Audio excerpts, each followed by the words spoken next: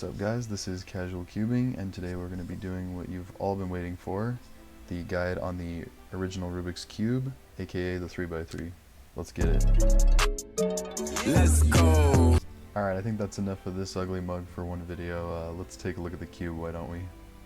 Alright guys, so like I said, this is going to be the guide on the 3x3, which I call it here. It's more commonly known as the Rubik's Cube, but we stay away from the Rubik's brand because of their quality.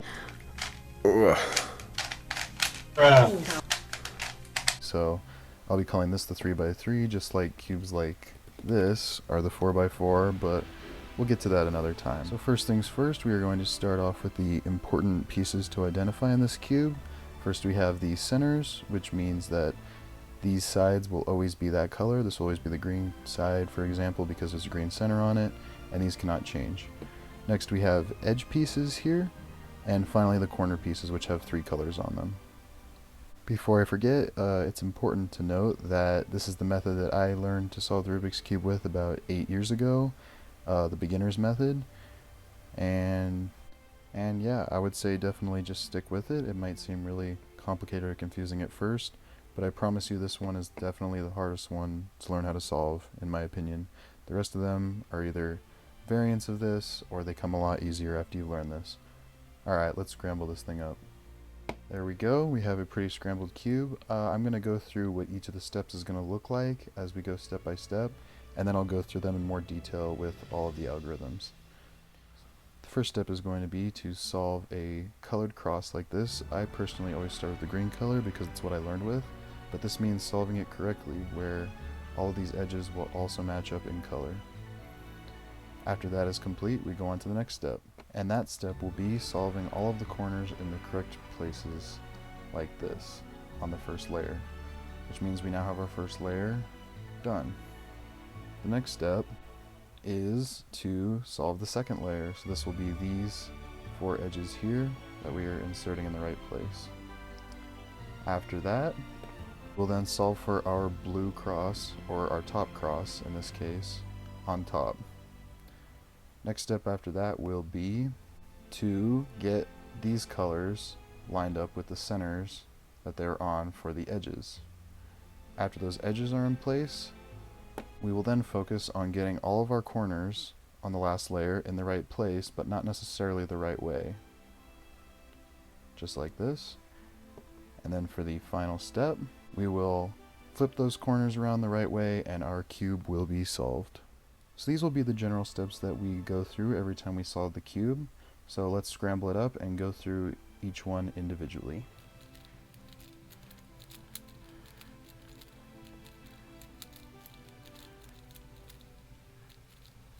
I don't know about you, that seems pretty scrambled for me. So to get started on this, in the similar way that I solved the cube, I'll be making the green cross on top. So how we're going to do this is we're going to be looking for pieces that are edges that have the same colors as red and green here, for example, or white and green here, and that's where we want to put them. So for example, all we're going to have to do this is get the green edges in the bottom layer typically, and then we line them up right below the color that they match up with, and then we just do a 180-degree turn, and that will be the first edge of our cross. So typically this shouldn't be too confusing of a process. There's no real algorithms involved. It's mainly just taking edges like this, for example, and matching up the color here, red to red, and then we push the green so that we have another leg of the cross here. So we have these 2 legs. Let's take a look. So this green's on the bottom with orange here, so if we line it up with orange there, then we bring it to the top. There we go, that's another one. Then finally, let's take a look at this example. Sometimes we will have the situation where we put this white and green edge right below the white, we try and turn it to the top, and it's flipped the wrong way. So how do we address this? What we're going to do is we're actually just going to move the flipped edge off to the left or right side here, and what we're going to do is we're going to make the top face overshoot like this.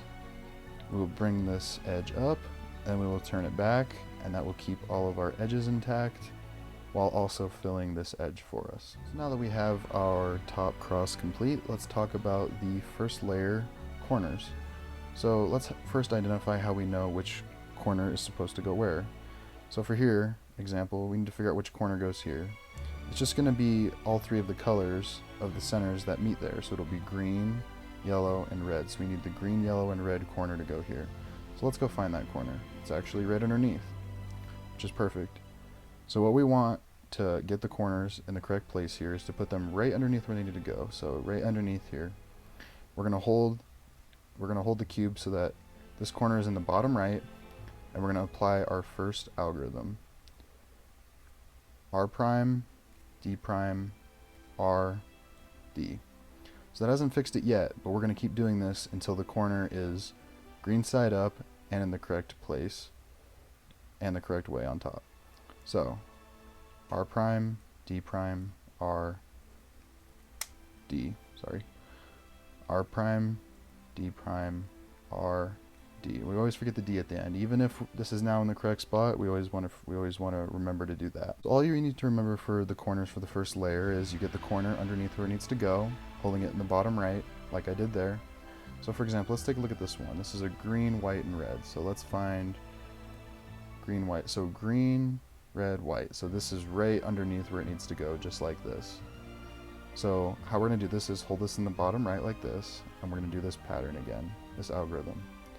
R prime, D prime, R, D.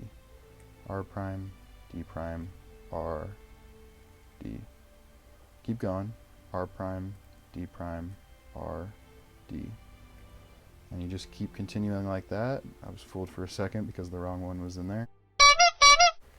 And we always forget the D at the end. And now we have another corner in place. So let's continue this along.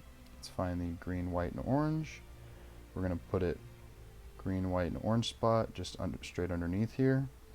And we're going to do that same fairly simple algorithm until the corner is flipped the correct way. Just like that.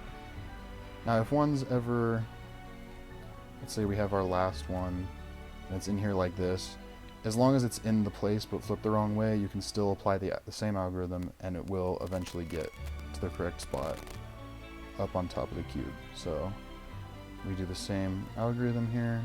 There we go. And we forget about our D. Don't forget about our D. And we now have the first layer of the cube done. Congrats.